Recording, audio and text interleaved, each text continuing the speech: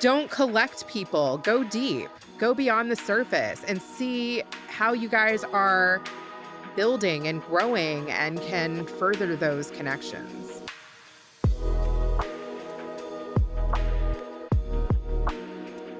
Welcome to Coaching for Millennials, the podcast where we have really deep and meaningful conversations. And today with me, I have my dear friend, Reena Watts, and we're going to talk about some juicy, really hardcore, deep conversation.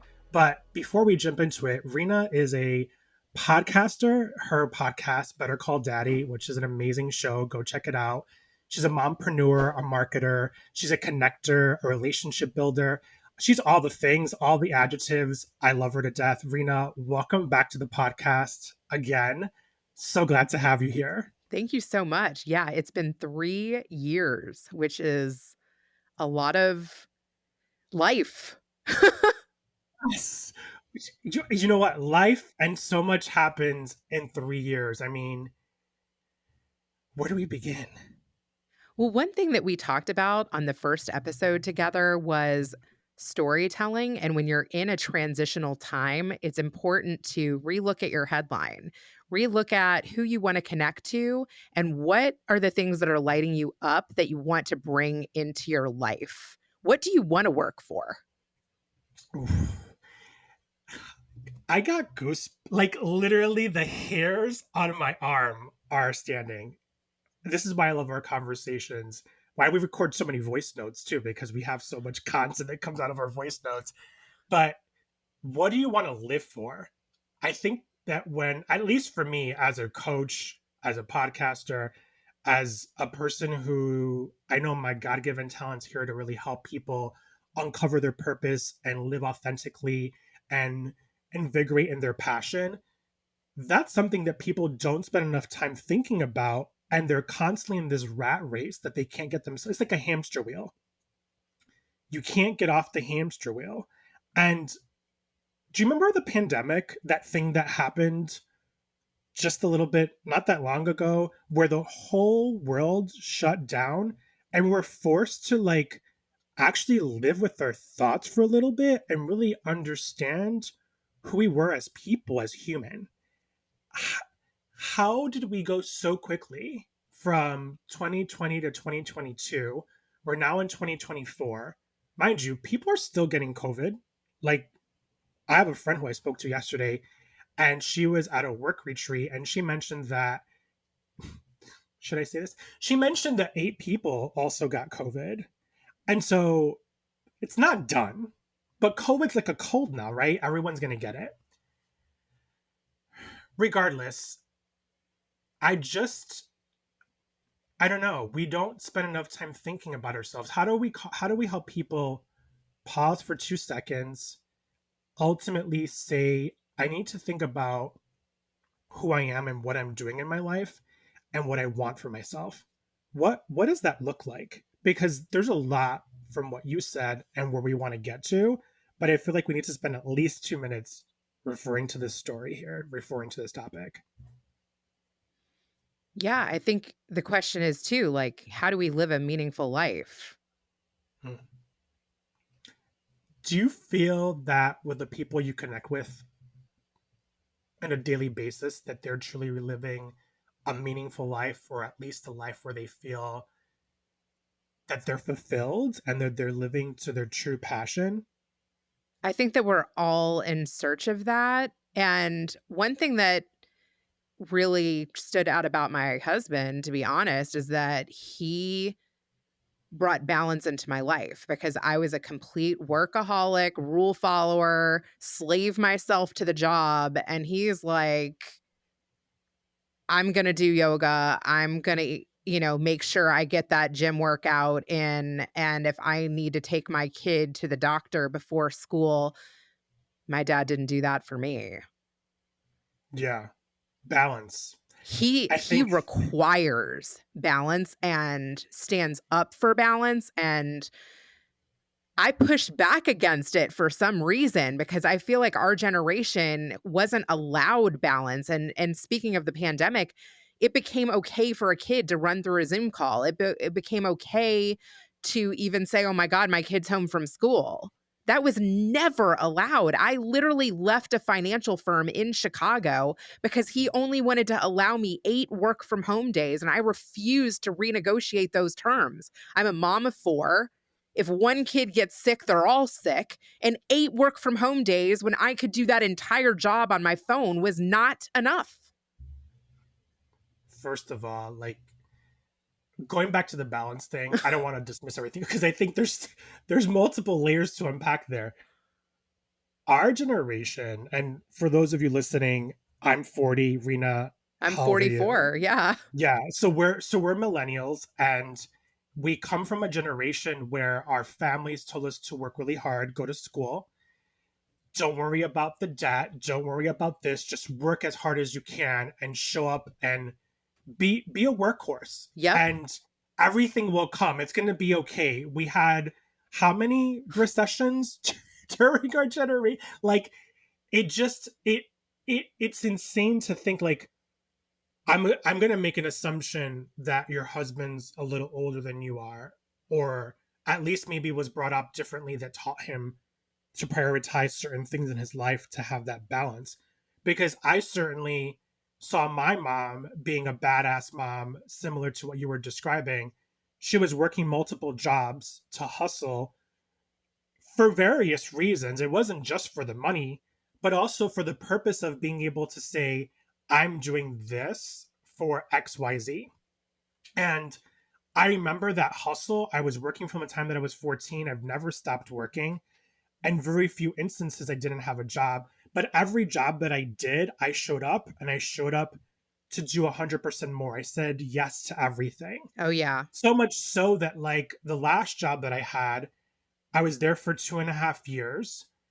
I never said no. I never pushed back. And when I did push back, it bit me in the ass because I was trying to show up as a leader for my team.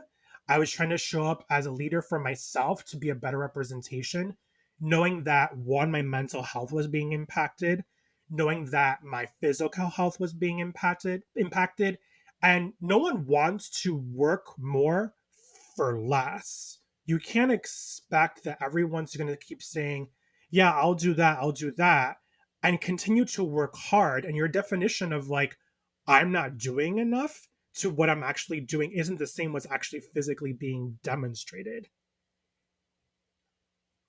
Going back to your, I could not imagine being a parent. I have 2 dogs. That does not compare to 4 kids. But I could not imagine being a parent and having to juggle all the things you mentioned about working at your job in Chicago and your employer telling you you only have 8 days. Like, talk more about that because I feel like He also was like, "Is there a reason you got here at 9:05?" I'm like, "Yeah, try getting 3 kids to school on time and somebody almost running me off the road." Like, um, again, it's, are you getting the work done? Are you happy with the work that you're doing? Do you feel like you're making a difference? You have such limited time. My husband, even with his new job, he just started a new job. He is getting his workout in. He wanted to take my kid to a doctor's appointment. He scheduled it at 7 a.m. so he could potentially get there at 9, but then there was a holdup with the insurance. And doctors' offices don't care if you have to be at work at 9. You know, they take their sweet time. So there's life, there's other factors, and he's like, "You know what? I'll just stay an hour later." Like, it was important for him to get my kid the physical therapy, and he knew I had 3 other kids to manage. We were dividing and conquering, and it's important for him to be a good dad just as much as it is to work for a company. And, you know, he has seen that companies aren't loyal, so he hmm, has decided loyalty. that, you know, his life is also important. How, it's really interesting because I'm seeing a shift. I don't want to say that I'm a workplace expert or a workforce expert, but I feel like I've spent enough time in the space of understanding recruiting, understanding talent management, understanding hiring, but also in the space of career as a career coach, as a person who's been doing this work for almost 2 decades at this point, 16 years, 17 Wow. years. Yeah. And what I'm finding is that the employers are saying that they want people to have a work life balance, that they want to prioritize people's mental health, that they want to prioritize people being able to fundamentally decide how they work, especially if you're like in a remote job, right? Because we see that now more since the pandemic. There's always been remote work. But even those back in person, post pandemic, post 2021, 22, um, do you think that employers are actually living and speaking to their word and doing that? Because what I'm seeing in the workforce in right now is not something I've ever seen in my lifetime. They're like, unlimited vacation, but you'll never be able to take it because of these deadlines. You better meet these deadlines. You better meet these expectations. And you better, even if you give me your estimations, I'm going to cut those estimations in half. So it makes it completely impossible for you to take those vacation days. No, I'm not seeing that. I I was very blessed at my last company where I had a really amazing supervisor because he definitely allowed me to take my PTO. I never would deny me PTO. I never questioned PTO. And if I needed a mental health day, I didn't have to explain it. I would just say it. And I was very strategic about my vacation time. I typically took vacation at the same time every time I was taking it. So I think I'm an anomaly because there's not every workplace culture that really allows that. Case in point, excuse me. But the numbers don't lie. And let me tell you some numbers. I am unemployed, clearly. I got laid off in March. I'm looking for a job while managing multiple businesses. I have a digital marketing business, and I have my coaching business, and I have this amazing podcast. And I go to LinkedIn to apply to a job, and I look at a job that was posted 12 hours ago, and it says that there's over 100 applicants. And I go to job after job after job after job, and there's over 100 applicants on every single job posted in the last 24 hours, 72 hours, week.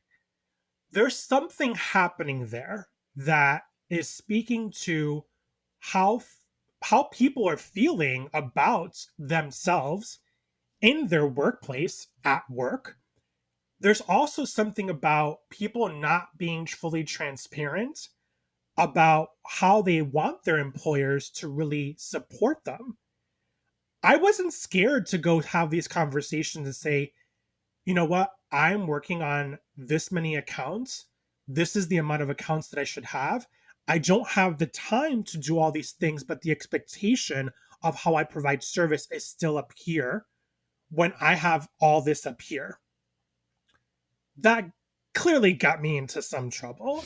I think it ruffled feathers for people because they felt uncomfortable with someone challenging the status quo, which is why I think the number of people who are applying to all these jobs are all people who are employed and don't want to work where they're working because they're hoping the next company is going to provide them either that better work life balance or the ability to feel like they can actually have more control or they're not being worked to death. All of those are totally valid. Can let me share something really interesting here. This was 2 days ago. Nearly 50% of employees want to quit. This is an article from Forbes Career. I am a huge, like, sometimes the topics that I talk about come from articles or come from resources or come from conversations like we're having that says the great resignation is becoming the great stay. About 46 of professionals surveyed by Microsoft and LinkedIn as part of their Work Trend Index report say that they're thinking about quitting this year, which is up 40% from 2021. I'm going to link this article in the show notes for people to go back and read. Hopefully, you can access this. I don't know how Forbes does their sharing, but I've been I watch things, I watch trends. Sometimes I'm really good at identifying a trend and finding a theme and bringing it together and saying this has to change. How can we talk about this? How do we have a meaningful conversation? Who are the people that need to be present to create change in the environment that we're living in?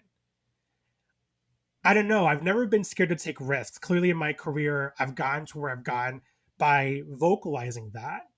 Same for you, obviously. And I think people shouldn't be as scared to do that and know that you should feel supported by the people who are around you. What are your thoughts on those stats? And what do you think could, like, what do we do? I think that there's a lot of corporate politics still. I think that people don't feel safe psychologically in having those conversations with their managers or with the departments that they're in.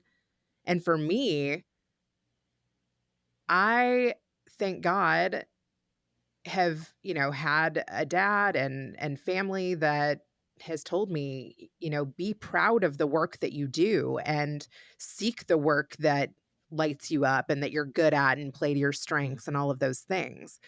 And even when my husband just switched companies, I was really encouraging him to like get introspective and think about what is something you've always wanted to work on? What do you continually go back to? What what are the things that like you're super motivated to do and how can you incorporate that into your next opportunity? And if What you're in an lights you up? environment that's not allowing for those opportunities to happen or those conversations to happen, I think that's why people are looking for that. But do you ever wonder, I think that a lot of people, like, here's a perfect That's why example. there's no And loyalty on either side. no, I mean, I'm a very loyal person by nature. Like, there's always the same five people, but then there's the extended network, and there's the people that I know that I feel confident that I can trust in saying things.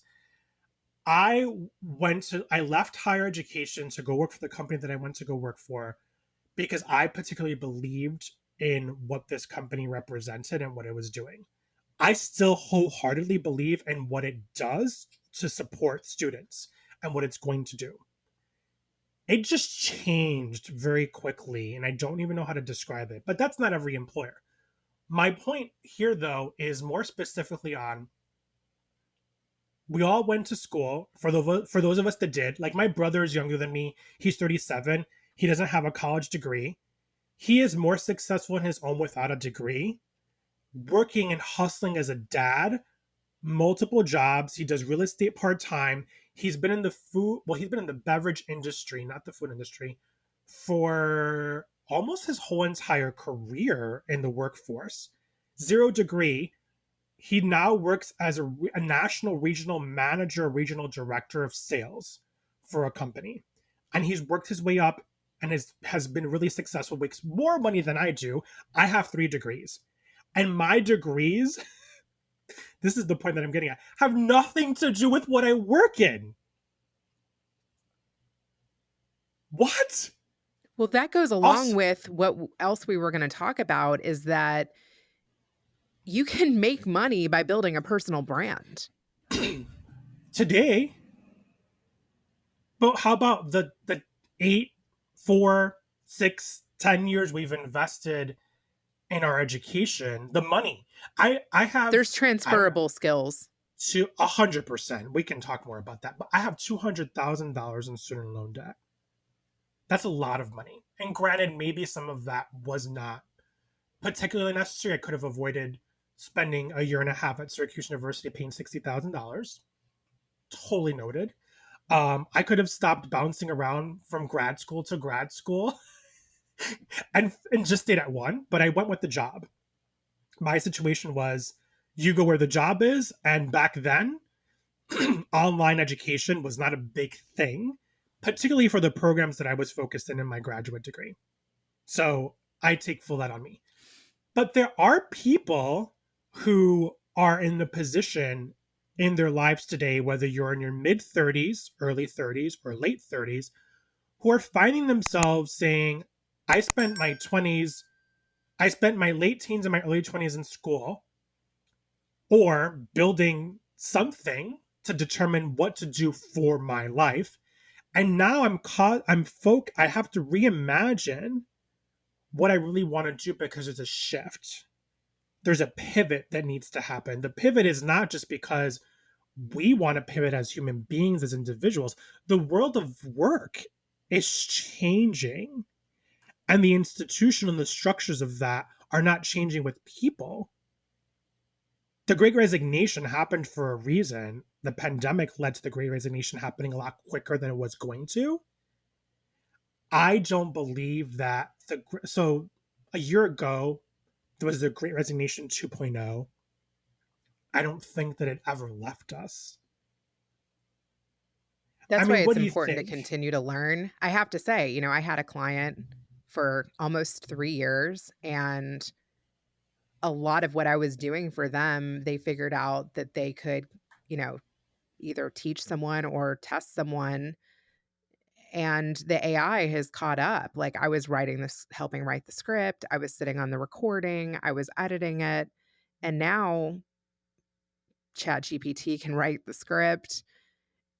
Even the engagement can be measured while it's being recorded. It can pick some of the best clips for you. Yeah, yeah. I mean, those are things that So three it was good while it lasted, but I've had to reinvent myself again and again. period. Yeah.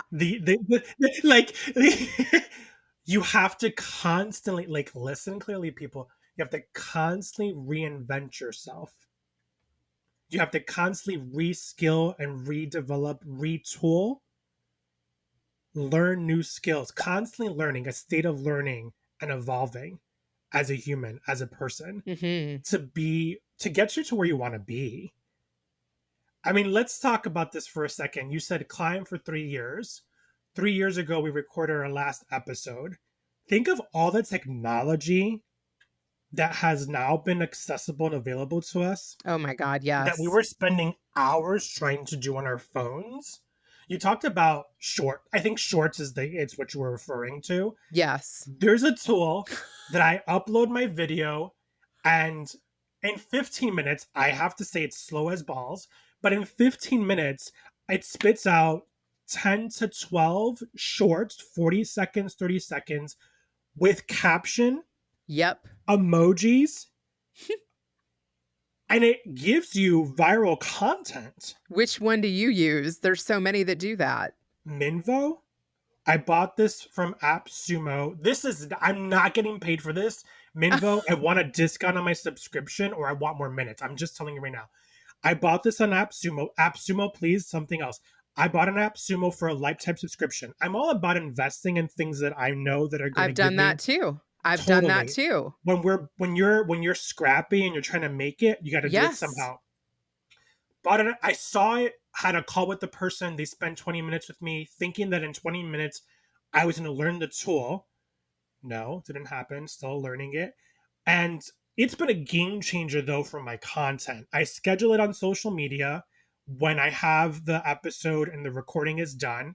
And it goes to my Instagram, it goes to my TikTok, and it goes to my YouTube.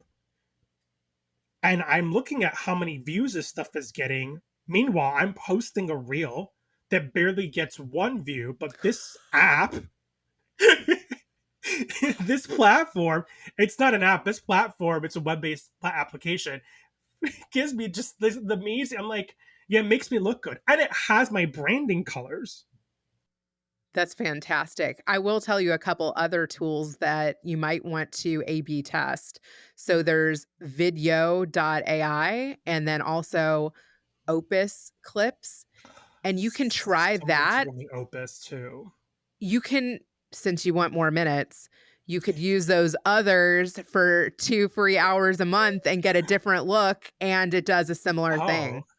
oh, that's a golden nugget right there. Like bookmark that at 24 minutes and 15 seconds. Um, See, I that's what mean, just entrepreneurs need to do. That's what content creators need to do is share their productivity hacks. yeah, yeah. I mean, I can't tell you there was two things that happened for me too. I actually had to stop podcasting because of my last job.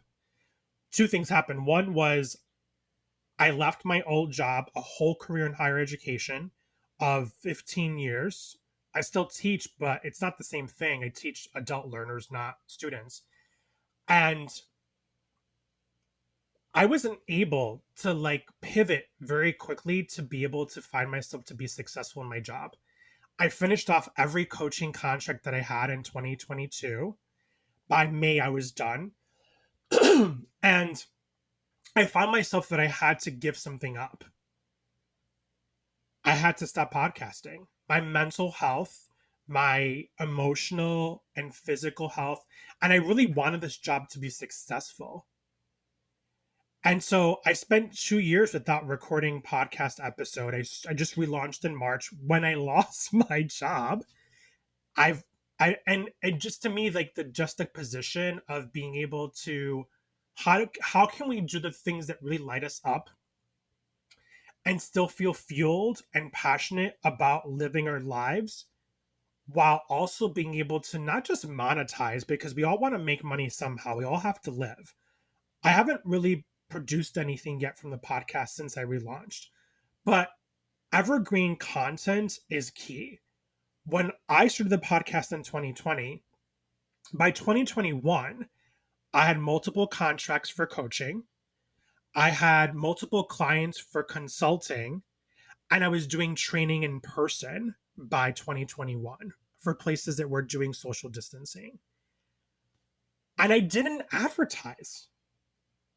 This is why I'm coming back to this space, not just because I love podcasting. I mean, I know you love podcasting too. I remember when we were having our conversations about podcasting and not podcasting when we should have been podcasting.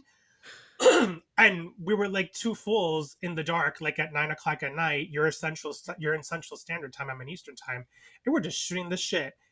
And look at us now. I mean, you have a successful production company where you help clients who are looking to produce content. You're out there marketing to the world. You're a mom of 4 kids. I mean, your daughter was little itty bitty. And then you had a baby the last time we were talking. This baby's 3 years old. The baby is actually just turned 5. Stop. Yes.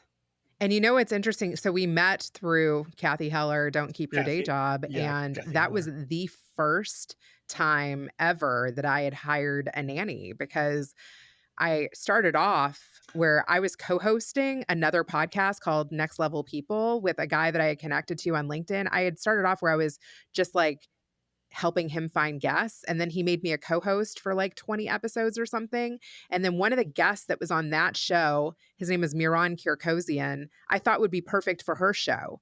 And I knew her before her show, before she blew up. But I knew that the premise of her show was somebody who had turned a passion into a business. And this guy was a backup dancer to Selena Gomez, Britney Spears, Madonna, huge talent. Wow. And now he trains other dancers. And he was getting ready to open his studio, and he had gotten somebody to Disney. And I was like, Kathy, this guy is doing exactly what your show is about, and he's in LA. And she was like, I want to film him in front of a live audience. She didn't end up doing that, but she did have him over to her house. And I was like, this never happens. Like, I hadn't talked to her in 15 years. So I, on my own dime, paid to fly out there to meet him because I had gotten him on this other show, got him on You Kathy's never show. told me any of this. This is all new news to me. Yeah. So I flew myself there, shot the behind the scenes of Kathy interviewing Miran, went out to lunch with Miran, like got to drive in his Tesla with the wings up, and it was crazy. And then she basically said to me, if you can get me guests like that, I would like to hire you. That is how Started working together. that's how we started back together. And it's so crazy because that ended up me being a part of her first successful launch that was almost $1 million launch, and me being a coach in her coaching program, and me starting my podcast, and me learning, wow, I should start a Facebook group. And I've now, And meeting me. and I mean, meeting at your you, hell Facebook yes. group. At your Facebook group, I have to tell you, it's one of the only Facebook groups that I follow religiously. I'm barely on Facebook, and I know Facebook's where it's at. Like, if any of you here are just getting started in some form of a business online, and you're trying to create an audience and engagement, I have to tell you, a Facebook group is key. Period. Yeah, Like, it's a place to send your people. Like, so whoever's on my podcast, I'm like, hey, I bounce ideas off my audience. I have a promote anything day. It's very informal. It's not spammy, but if I'm thinking about covering a topic, I might ask my audience questions. Or if I'm interviewing somebody famous, I might say, is there anything you'd want to ask that person? And I kind of gauge the interest there as far as what I even want to cover. yes, exactly. It gives you so much evergreen content from just having a Facebook group and And an I've kept audience. like close to 800 people in there for 4 years, and those are like my people that continually show up for me. Like, I know who my rising contributors are. Totally. Well, and Facebook will tell you too. Yeah. Yeah, yeah. Well, I mean, okay, so let's ADHD kicking in. We've had a roller coaster of a conversation here, and I think we've told our audiences so much about us, our our work ethics, the state of the world of work, um, business, our background. Like, what are some not final thoughts, because I feel like this is always going to be a continuous conversation between you and I, but what is something you think that you would want people to really know walking away from listening to this episode, that not just about Reena, but final thoughts, I guess. Let's pull a Jerry Springer. And you work with Jerry Springer, by the way. Did you not Yes. work? I forgot about that. That was my first job out of college, and I got to interview him like a year before he passed away. And what's so interesting about that? There was a podcaster, Mark Graban, who I just recently had back on my show. He has a show called My Favorite Mistake, where he interviews business leaders about mistakes that they've made that are really lessons. I love the concept behind his show. He saw that Jerry was being interviewed on different podcasts, and he was like, Reena, why don't you have him on? I was like, I've reached out. I've kept in touch with this publicist. I've gotten a yes. I've gotten a no. He was like, reach out again. Listen to this episode. I just listened to this of Jerry. Listen to him being interviewed on other people's podcasts, pull from that and reach back out. And I did it. And then it happened.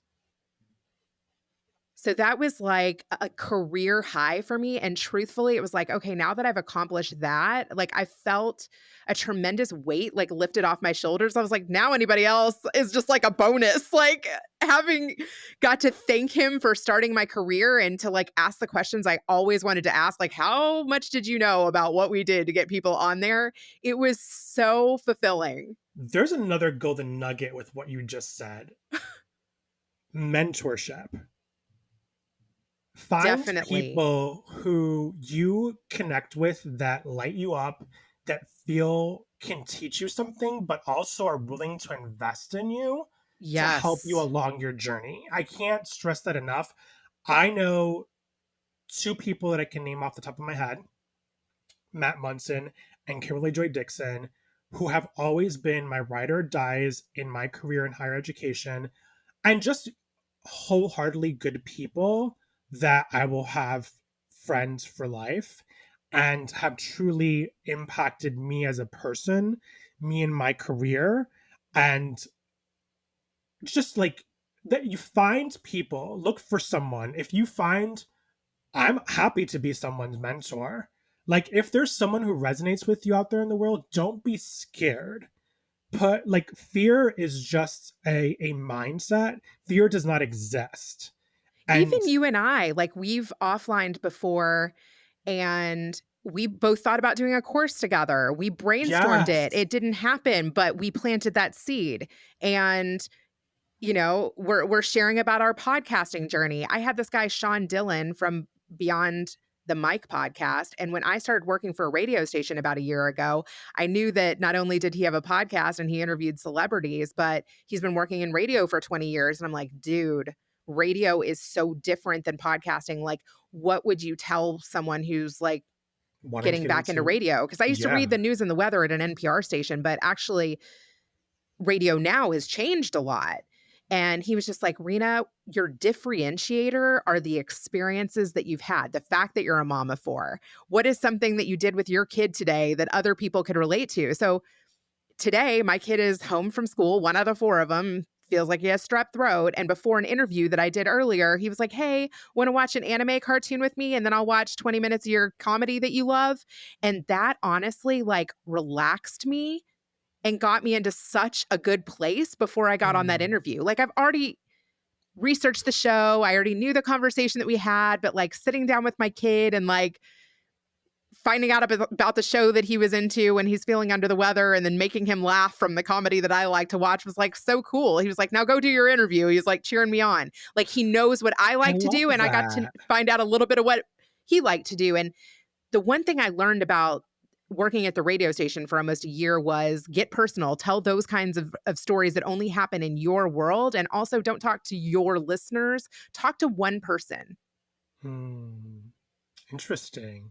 I mean, authenticity is key. Storytelling is key. Find things that light you up. Look for opportunities when well, don't go chasing all the opportunities, right? Opportunities are always going to be there when you least expect it. Look for mentorship. Look for Yes. people that can really help you and you feel connected to that. And you know what's really interesting? I saw so she's a friend now, right? At the time she was my boss, Kimberly Joy Dixon. I had a lot to learn. She taught me so much, not just in work, but in life. I was doing something that I didn't know how to do well. It was more of like she wanted me not to drown, she wanted me to float. But that idea of me drowning is what taught me how to be better and better in what I was doing. So I like almost like I was in trouble, but I wasn't in trouble. But the idea of being in trouble shifted the mindset, and she taught me what I can do better.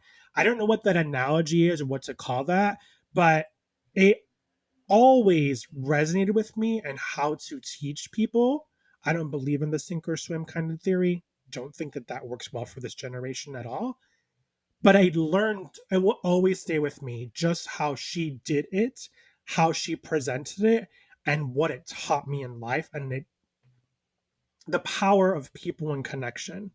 I love the analogy of floating. And to be honest, I recently put on my first podcaster meetup and I've gone to lots of people's events. Like I've thrown events for other people. Like Kathy, I helped her plan Dreamtopia. That was a 350 person event. I locked in like 15 sponsors. I when you move to a new place, one way to kind of figure out who you are and where you belong and what community you want to be a part of is going to different events, going to different synagogues, different churches, different places, right? And so I over the last couple of years have, gone to podcaster meetups, gone to creative meetups, gone to local theaters. Those are the types of things that I'm interested, gone to comedy clubs, and I've met people from each one of these little things that we've tried. And so I was like, I reached out to Riverside.fm, who you're actually using right now. And I was like, do you ever collaborate with creators? And they were like, yeah. Would you ever want to host a meetup? I was like, yeah. And so right then and there, took that opportunity. I'm like, how do we do that? And they're Run with like, it. we'll pick up the first round of drinks. You round up the people. And they even created the graphics for me. They helped market it to their list in Houston. I had a couple people just show up because of the Riverside.fm, which was so cool. And I had taken little things from each of these events that I'd gone to. Like I knew to get name tags from an event that I'd gone to, bring the Sharpies, have a couple icebreakers. That's amazing. And it's kind of what you were talking about, though. It was a bit of floating. I didn't know how many people were going to show up. I didn't know if the people would get along. I didn't know if the icebreakers would go over, but it was like that good kind of nervous. It was like, okay, I know I like putting on events. I know I like attending events. I've got free drinks. Like, let's see how this goes. Yeah, yeah. It's really you do it scared, right? But at the end of your gut, like the what you're feeling, that fire inside of you is because you know it's going to be amazing, but you're scared because you have no idea what's going to happen. And you have high expectations. And honestly, Totally. I'm going to do another one. I'm literally talking to them very soon about putting on another one. And I had multiple people reach out to me just from seeing my behind the scenes footage of it that want me to help them plan one too. And I'm like, sure, I could do that. And then that will teach me something else too. There's an opportunity like meetups, podcaster meetups. I mean, there's all these podcaster movement. There's all these other different types You of could do events, one. but You're a Riverside user. I am a Riverside user. I Riverside, should I'm in send you a Syracuse, New York. microphone cover that says Riverside on it. I have a few left. Oh, totally send me one. And we need to talk about Headliner too. I need to jump back into Headliner again. I need to introduce Um, you to the founder. He's awesome. well, as you know, we could talk for hours because we've done it before, but this is a podcast and we want to keep it so that people don't get distracted or run away.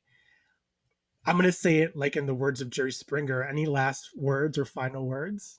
Well, yeah, I wanted to compliment your background because I see an R and J, and I'm like, wow, you totally planned that out Nailed amazingly. it. Talk about brand and personalization and using tools. You do all of that so well. For folks who are listening and not watching, so I'm in my summer camp and I literally got myself set up in a hot mess last night and this morning, and I've had a lot of internet connection issues all day long. And Reena popped on the screen. She's like, "What is the P behind you?" I was like, "Well, actually, it's an R." And she's like, "Wait, what?" And then there's a J. So my husband's name is Rich, and my name is Jose Miguel. But Reena and Jose, who are here with you today, I mean, this just, I'm still like, I see it, and I'm still like, that couldn't have been any better. The goosebumps again, like the goosebumps are just showing up all day. What, I miss you, friend. We need to do this more often, even if we do it every 2 months, however long. I know we have busy schedules, but let's keep making some magic happen because when we get it behind a microphone and behind a camera, there's no telling what's gonna come out of That our literally made mouths. me cry. Ah, Yeah, because you're that was laughing good. so hard, or just because you're like emotionally invested into it? Which one, or both? Both, yes. This is like already like a 3-4 year relationship. And that just also goes to show like, It's longer than that for sure, don't but yeah, collect people, go deep, go beyond the surface and see how that's you guys fire. are building and growing and can further those connections. Yeah, that's fire right there. Don't collect people, go deep. Put that on a shirt. Put it on a coaster. R&J, baby. I love it. Well, my friend, thank you so much for taking your time. I appreciate it so much. I know we've been trying to make this happen for a little bit, but everything you said, so many golden nuggets. I can't wait to have you back and Thank you. hopefully see you in person soon at some point in the future. Let's make that Yes. happen in 2024. Yes. Amen to that. Let's All put on right, a meetup together. let's. I'm game. All right, everyone. So wait, before we go, so Reena, tell everyone where they can find you because that's one thing I love to tell. Like, what's one thing you're working on that you want people to know about that might be coming out soon, and where can people find you and how can they connect with you? bettercalldaddy.com. And I did just recently interview a bachelor. He was on The Bachelorette and he was a bachelor. And he's been on multiple spinoff seasons. So I'm super excited about that. And he Ooh, launched Generous Coffee, Ben Higgins in Warsaw, Indiana. And 100% of his proceeds go to different nonprofit organizations. So he is using his fame and influence for good. And I absolutely love that and think it's a rarity. that's what it's all about. When you have a unique platform to help people and expand and make a difference. That's why I do what I do. I love doing what I do, but it has to be meaningful. And when celebrities do that or people who are in the public eye like that, it's a game changer. And there's probably a lot of people who are celebrities that do it that we don't know about. So you're doing that. So, okay. So that's getting ready to come out. So make sure you subscribe Yes. to Better Better call Call Daddy daddy. and check out Jose and I from 2021. Yeah, we need to do another one. Let me know when we're going to make that magic happen again. I can't wait to tell my dad that we reconnected. I'm interested in hearing what your dad has to say because he had a lot to say about our episode together, and that was really raw. There was some deep emotional, toxic stuff that we talked about. So Well, send me this episode and I could re-air it on my RSS with a customized intro and a new daddy reaction. okay, I will do that. this episode will probably air in a few weeks because we're rolling them out. We're rolling them out. Let's go. All right. Well, thank you so much, my love. This has been amazing, and I can't wait to catch up. And for all of you who are listening, don't forget to follow and like and subscribe, and I'll see you on the other side. Bye.